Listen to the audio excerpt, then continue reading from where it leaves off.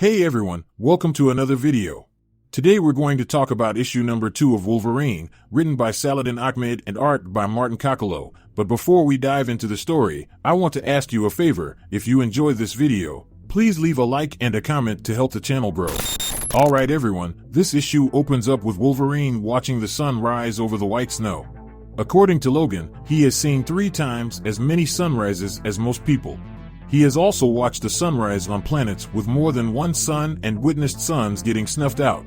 But no matter where in the universe he witnessed the sun come up, nothing compares to the sunrise he witnessed in Canada close to where he grew up. Because these sunrises are the kind of sunrises that set a man to think or maybe remind him of what he already knows. Because like Kurt said, no matter how much he wants to leave law, politics, and war behind, it will refuse to leave him. Like, for example, in the last issue, Cyber made everything very clear when he slaughtered Logan's entire pack. Because like every phase in Wolverine's life, yet another family was snatched away and good folks ended up dead because of him. But if Logan could take away one good thing from his recent tragedy, then that would be, it's time to stop hiding from the world. And just as Wolverine was coming to that conclusion, down below a noise caught his attention, and just like that, he noticed some soldiers arriving on the scene. And out of a reflex, he popped his claws. Now in Wolverine's defense, he has been in the woods for months, and because of that, he has gotten kind of territorial. So almost just as fast as he reacted, he put them away, because he figured that he needs to think and not just react. So with Logan choosing to watch and not attack, we learn that the people in the area were members of Department H, Canada's catch-all agency for superheroes, monsters, mutants, and etc. Now if you know about Wolverine, then you also know that he has some unpleasant history with their brass, which was part of the reason why he got adamantium claws and trust issues. And as for their loadout, their bio trackers are basic government issue, so Wolverine figured it would be easy to adjust his heartbeat and breathing so he doesn't show up on their radar.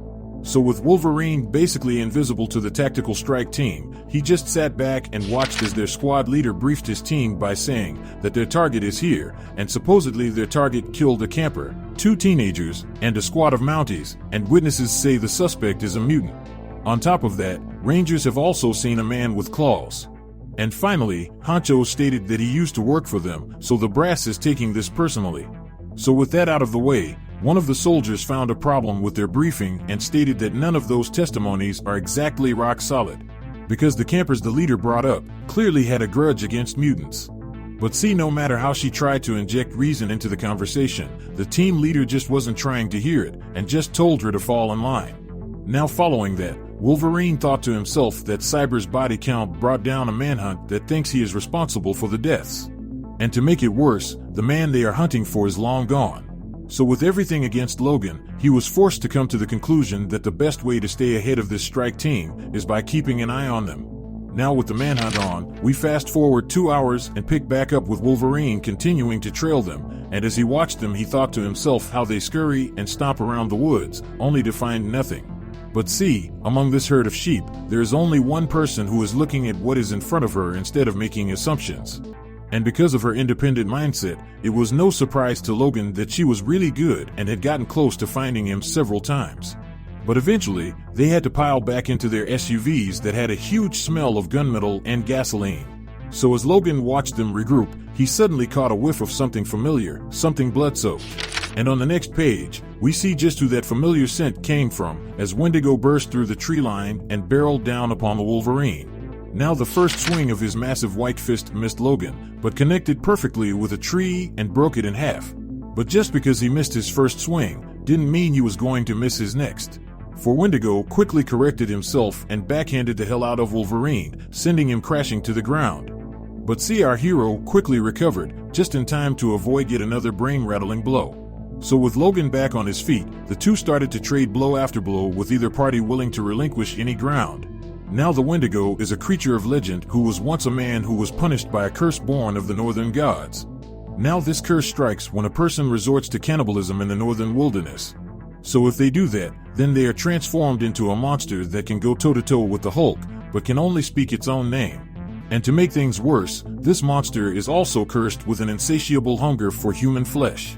Now, like Wolverine said before, this creature is familiar to him because he fought him a dozen times and barely walked away almost every time. So as they fought, Wolverine quickly noticed that something was off about his opponent because said Wendigo wasn't as vicious as it should have been, and if Wolverine was seeing things correctly, the creature looked like it was fighting scared and unsure of itself, as if it never fought before.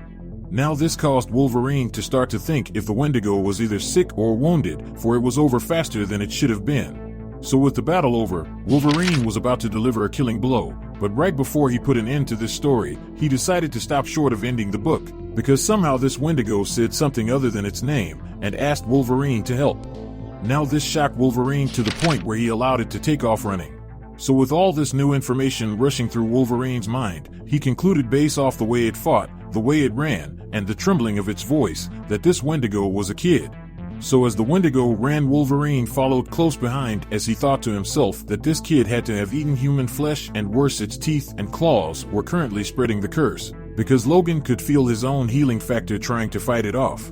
So with this discovery, Wolverine is now forced to make a hard decision. Either he tries to help the kid and risk him spreading the curse, or he stops the kid and put an end to it all. So as Wolverine thought about what he was going to do, he quickly realized something else, and that is the Wendigo was leading him somewhere, which so happened to be a small abandoned home. And once there, Wolverine trusted his gut and followed the Wendigo in, and to his surprise, the Wendigo handed him a book. So with Logan standing face to face with the creature, he noticed that the Wendigo might be hungry for his flesh, but somehow it is fighting against the urge to eat him. And the way Wolverine could tell was by the struggle in its eyes, the same struggle he saw in his own, long ago. But see, luckily for Wolverine, he is only standing here today, because he found people who saw the struggle in his eyes and decided to help, and didn't decide to just leave him to be an animal. And because of that act of kindness, Wolverine is now in debt. Now he isn't in debt to those who helped him, but instead to the other animals out there trying to remember what it is to be a person. And one thing about Wolverine is that he is a man who repays his debts. Now in this book, we find out exactly what this Wendigo's backstory is, and by the looks of it, it was very sad. Basically, the Wendigo and his friend found themselves in an abusive foster home that they eventually ran away from and escaped into the mountains. Now once there, they came across some mountain people who attempted to help them, but warned them to return home. But still, they refused, and luck would have it, the two teenagers ended up finding a cabin. But once inside, a massive storm broke out that lasted several days, and once his friend passed away, the remaining teen decided to do the unthinkable. And at that moment, the Wendigo curse took him over. So with the backstory explained, Wolverine at that moment decided to help the kid. But before he could, Wolverine and the Wendigo caught wind of something about to go down, for Department H was back on the hunt and was closing in on their location. So with little time to act, both Wolverine and the Wendigo took off running as bullets were fired in their direction. So with no way to escape, Wolverine decided to give the kid a head start as he attempted to slow down their pursuer. So with the sacrifice made, Wolverine turns to face their attackers as the kid continues his escape. With the battle on, one thing Wolverine made sure he did was avoid drawing any blood. Now he did this for two reasons. One, he didn't want the Wendigo to smell the blood.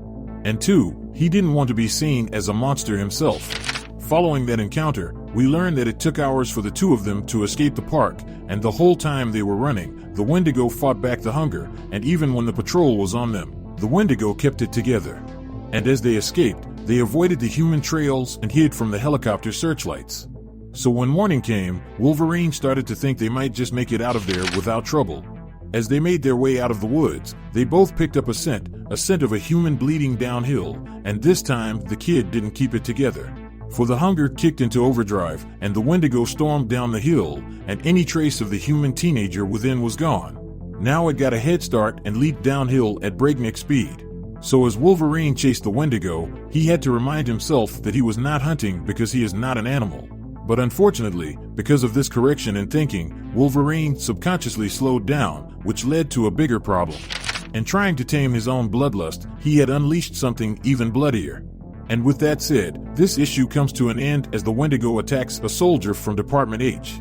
Now down in the comment section below, let me know your thoughts about this issue and what predictions you could have moving forward. So with that established, I hope you enjoyed this video, and please don't forget to leave a like and a comment if you want to see more videos like this. Thank you for watching, and I'll see you in the next video.